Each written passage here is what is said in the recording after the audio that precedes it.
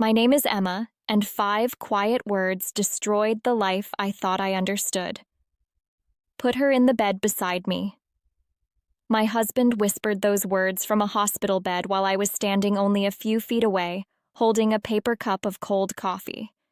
At first, I thought the medication had confused him. I thought he was talking about me. He wasn't.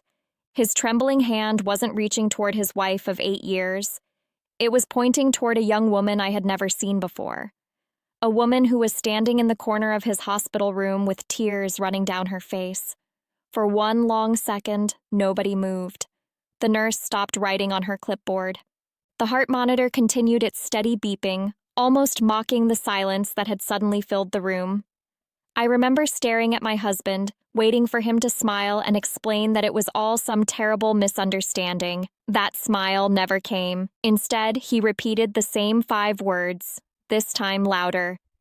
Please, put her in the bed beside me. I felt the coffee slip from my fingers. The paper cup hit the floor, spilling across the white hospital tiles, but I barely noticed. The only thing I could hear was my own heartbeat. It sounded so loud that I was sure everyone else in the room could hear it too. People always ask if I screamed, if I demanded answers, if I walked out. The truth is much stranger. I didn't do anything. I couldn't. When your entire world breaks apart in a single moment, your body doesn't always react the way people expect. Mine simply stopped working. I stood there staring at the man I had loved for 8 years, trying to understand why he was begging strangers to comfort another woman instead of me. Looking back now, I realized that hospital room didn't destroy my marriage.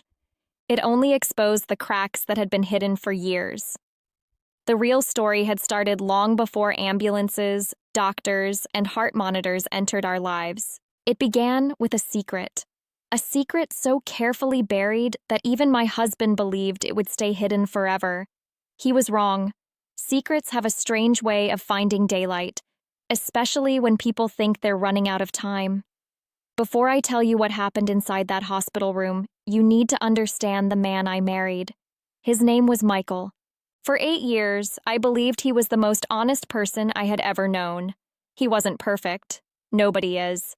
He forgot anniversaries. He left dirty coffee mugs everywhere. He always promised to fix things around the house next weekend.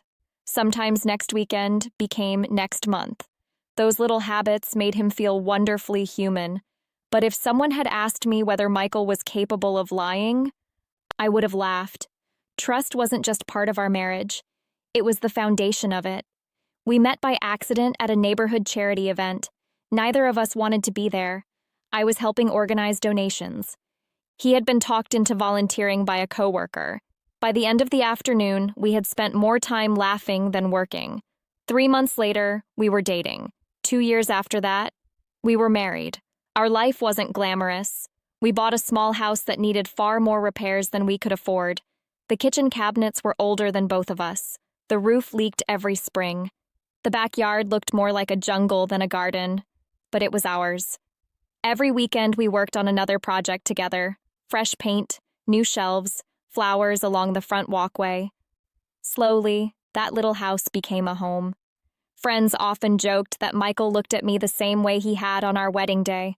I believed them, because I looked at him exactly the same way. When his mother passed away after a long fight with cancer, I watched him fall apart. For weeks, he barely slept.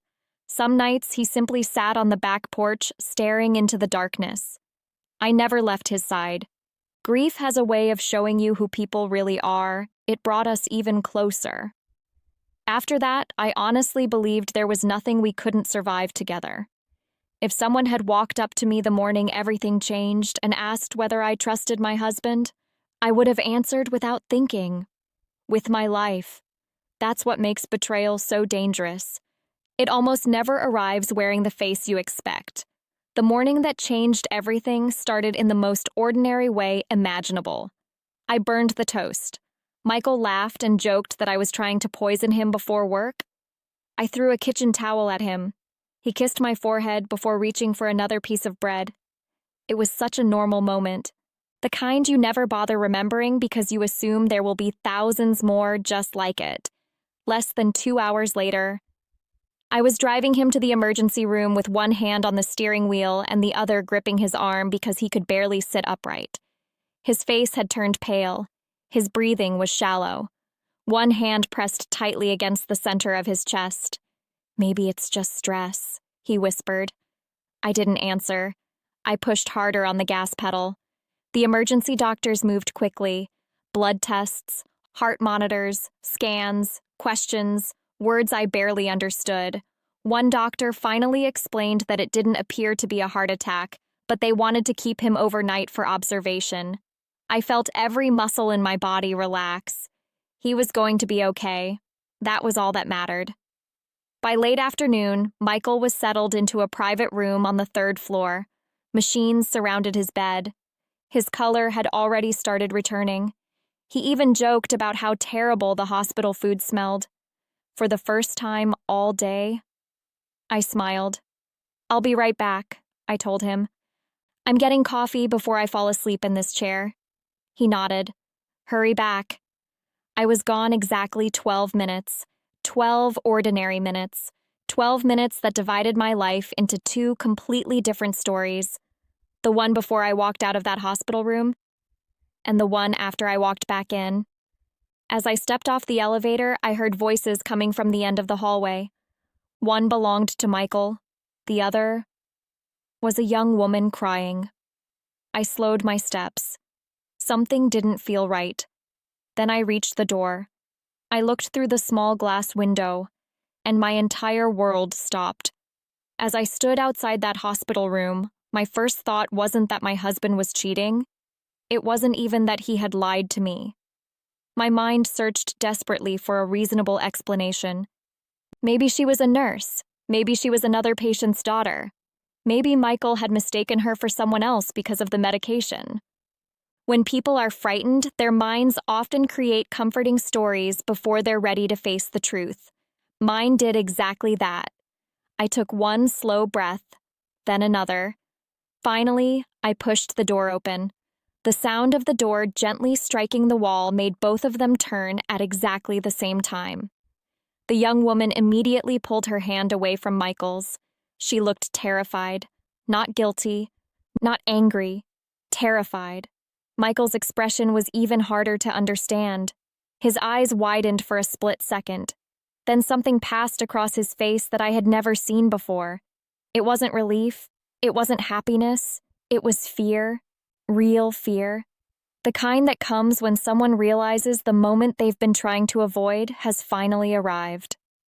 "Emma," he whispered. His voice sounded weak. Not because of his heart, because of me. I looked from him to the young woman. She couldn't have been older than 24 or 25.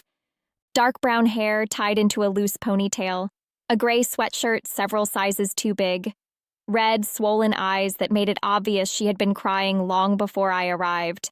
She looked exhausted, lost, as if she hadn't slept in days. But what caught my attention wasn't the way she looked. It was the way Michael looked at her. I'd seen that expression before, hundreds of times. When I was sick with the flu, when I cried after losing my father, when I panicked during a turbulent flight, it was the look of someone trying to protect another person. That realization made my stomach tighten. "What's going on?" I asked quietly. No one answered. The young woman stared at the floor. Michael opened his mouth, closed it again. The silence stretched longer than any argument ever could. Finally, Michael cleared his throat. "This is Lily." That was it. No explanation, no introduction, only a name. Lily. The room felt colder somehow. I waited for the rest of the sentence. A coworker, a family friend, a neighbor, anything. Nothing came. Before I could ask another question, a nurse walked into the room carrying a clipboard. She smiled politely, completely unaware that the atmosphere inside the room had changed. She checked Michael's IV, adjusted one of the monitors, asked him how he was feeling. Michael answered automatically, but his eyes never left Lily. Not once. I don't think he even realized he was doing it. The nurse finished making her notes. She fluffed his pillow. Then she turned toward the door. That was when everything fell apart. Michael slowly lifted his hand. His fingers trembled from exhaustion. He pointed directly toward Lily. Then, with tears gathering in his eyes, he whispered, "Please, put her in the bed beside me." The nurse blinked. "I'm sorry?" "She needs to stay close." His voice cracked. "Please?" The nurse looked confused. "Sir, hospital policy doesn't allow visitors to—" "I don't care about the policy." It wasn't anger, it was desperation. "Please, just this once." I stood frozen. He wasn't asking for me. He hadn't even looked at me. He was begging complete strangers to comfort someone I didn't even know. For 8 years, I had imagined how my husband might call my name during an emergency. I imagined him reaching for my hand, asking me to stay. Instead, he reached for hers. The nurse glanced at me, clearly hoping I would explain what was happening. I couldn't, because I understood even less than she did. After a painfully awkward pause, she quietly excused herself. "I'll check with my supervisor." The moment she left, silence swallowed the room again. No machines, no footsteps, nothing except the slow beeping of Michael's heart monitor. Lily finally looked at me. Her eyes were filled with tears. She looked as though she wanted to disappear. "I'm sorry," she whispered. I frowned.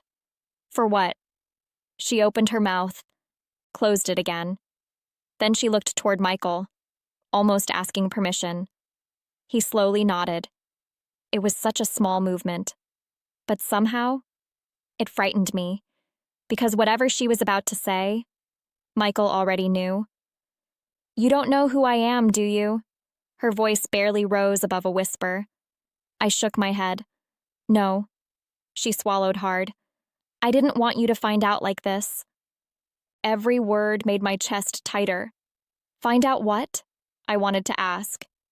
But something stopped me.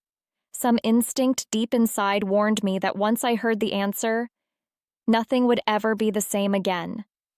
Michael closed his eyes. A tear rolled slowly down his cheek. "I should have told you." Those 5 words hit me harder than anything else. Should have told me. What? Lily took one shaky breath, then another. Finally, she looked directly into my eyes. "My name is Lily." She paused. "My father," her voice broke, "is your husband." For one strange second, my brain refused to understand what she meant. Of course, Michael was my husband. That wasn't a secret. Then the real meaning reached me. Not husband. Father. The paper coffee cup slipped from my fingers. It hit the floor with a dull splash. Coffee spread across the white tiles. Nobody moved. Nobody even looked down. Because in that moment, every single life inside that room had just changed forever. I couldn't breathe. The words echoed inside my head again and again. My father is your husband. Nothing else existed. Not the nurses walking past the hallway, not the machines beside Michael's bed, not even Michael himself. Only that sentence. It didn't make sense. It couldn't. For 8 years, I believed I knew every important chapter of my husband's life. We had spent countless nights talking about our childhoods, our dreams, our regrets, and everything we hoped the future would bring. We had laughed about embarrassing teenage memories. We had cried together after losing family members. We had shared secrets neither of us had ever told another person, or, at least, I thought we had. Now a young woman was standing only a few feet away, telling me she was Michael's daughter, a daughter I had never heard about, a daughter who looked old enough to have lived an entire life before I ever met him. I slowly turned toward Michael. "Tell me she's lying." My voice didn't sound angry. It sounded empty, like someone else's voice. Michael didn't answer. He simply lowered his eyes. That silence told me everything. For the first time since walking into the room, I took a step backward, then another. The wall suddenly felt too close. The room felt too small. I needed air. I needed someone to wake me from whatever nightmare this was. Lily quickly wiped tears from her face.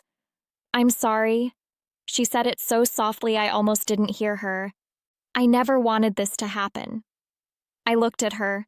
She seemed just as frightened as I was. Her hands were shaking. She kept twisting the sleeve of her sweatshirt around her fingers. She wasn't acting like someone who had come to destroy a marriage. She looked like someone who had been carrying something heavy for a very long time. That confused me even more. I expected anger, confidence, maybe even guilt. Instead, she looked heartbroken. Michael finally spoke. Emma. No. I raised my hand before he could continue. Don't say my name. The room became silent again. I wasn't ready to hear explanations. Not yet. Because every explanation would begin with the same impossible truth. My husband had a daughter he had never mentioned, 8 years, 8 birthdays, 8 anniversaries, thousands of conversations, and somehow, not once. I looked back at Lily. How old are you? She swallowed. 24. I closed my eyes. 24. That meant she had been born years before Michael and I met, before we even lived in the same city, before our first date, before our wedding. This wasn't an affair. It wasn't cheating. It was something completely different, something buried so deeply that it had become part of another life. I opened my eyes again.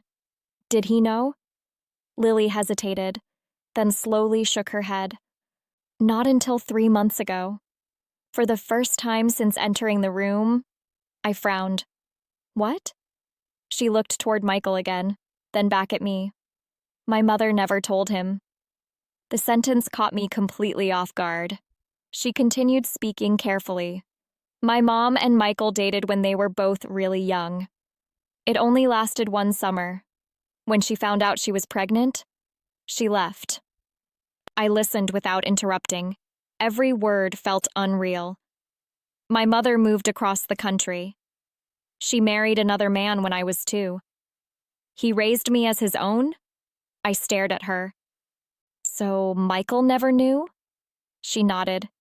I didn't know either. Her voice cracked. I grew up believing another man was my father. She looked down at the floor. He died last year. My mother finally told me the truth after his funeral. The room became quiet again.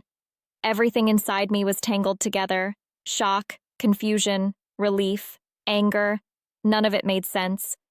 If Michael had only discovered Lily 3 months ago, then why hadn't he told me? That question suddenly became much bigger than everything else. I slowly turned back toward him. You knew for 3 months.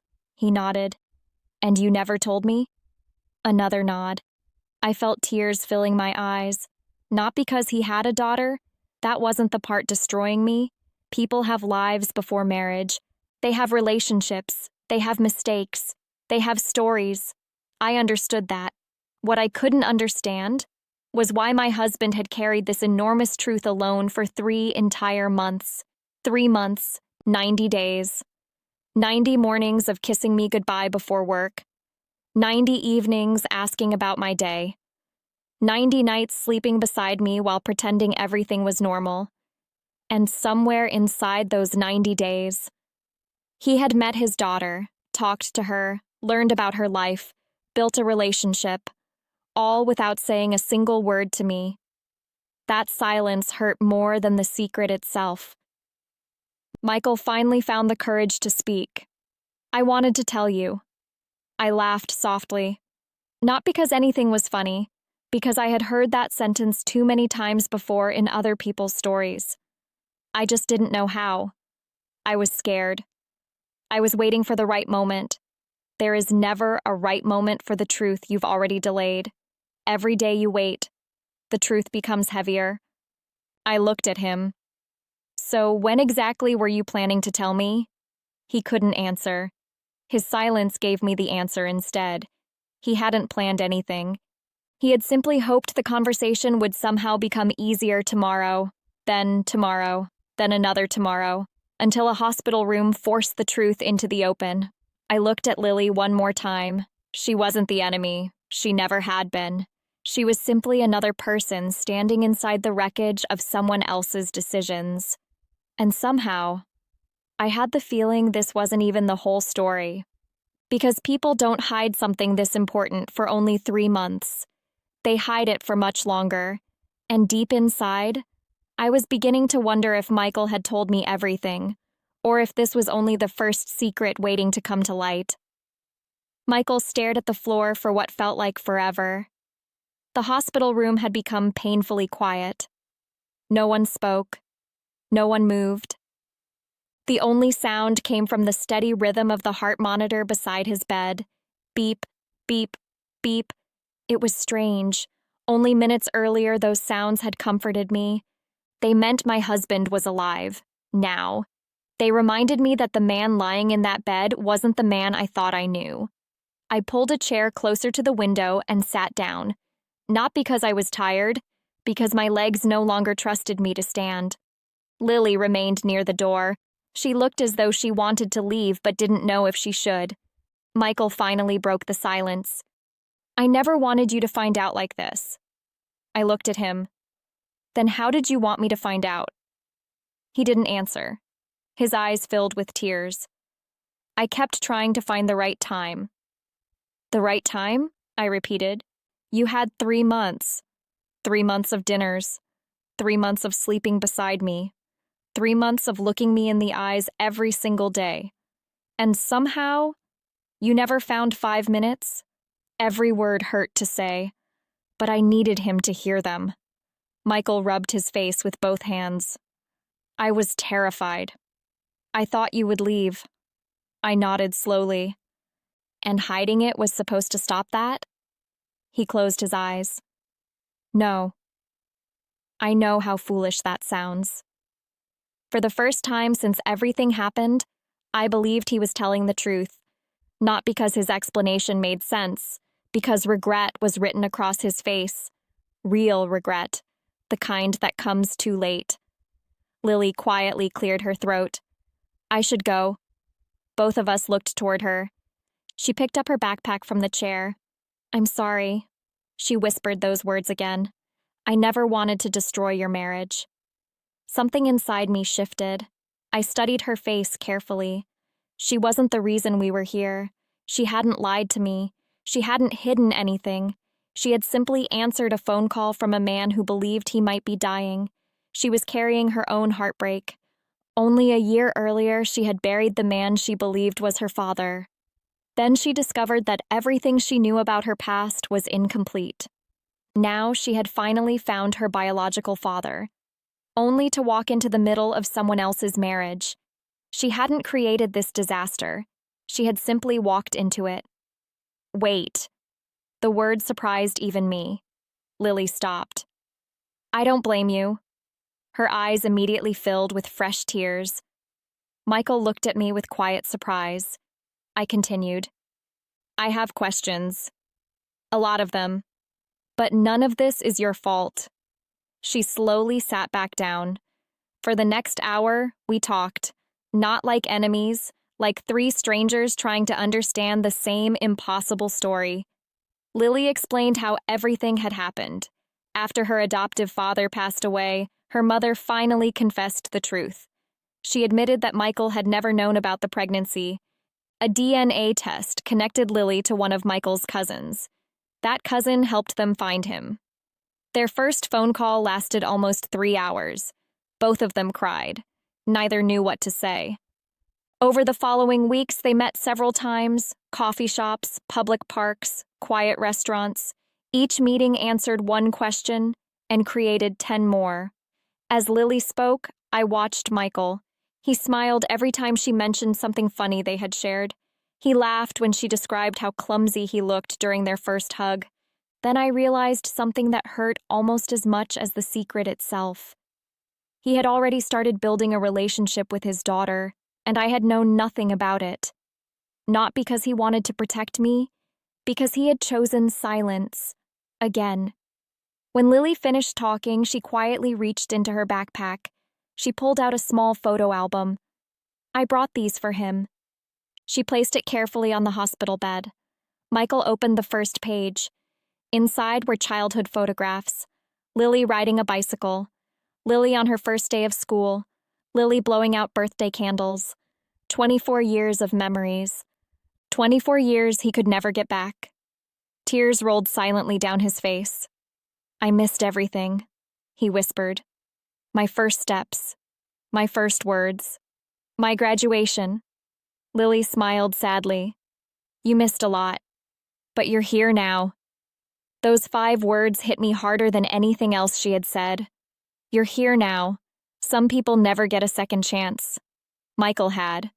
The only question was whether he would waste this one too. When Lily finally left that evening, she hugged Michael. Then, to my surprise, she hugged me too. I'm sorry, she whispered one last time. I hugged her back. Not because I wasn't hurt, because I knew exactly who had caused this pain. And it wasn't her. After the door closed, Michael and I were alone again. The room felt different. The mystery was gone. But something else had taken its place. Truth. Messy. Painful. Impossible to ignore. Michael reached for my hand. I looked at it, then slowly stepped back. There is one thing I still don't understand. He looked up. What? I held his eyes for several long seconds. If you truly didn't know she existed, why did you hide her from me for 3 months? His face changed. Just for a fraction of a second. Most people would never have noticed. I did. It wasn't guilt. It wasn't fear. It was recognition. As if he already knew the answer I was about to uncover, and in that moment, I realized the hospital room had revealed only the first layer of his secret. The deeper truth was still waiting for me.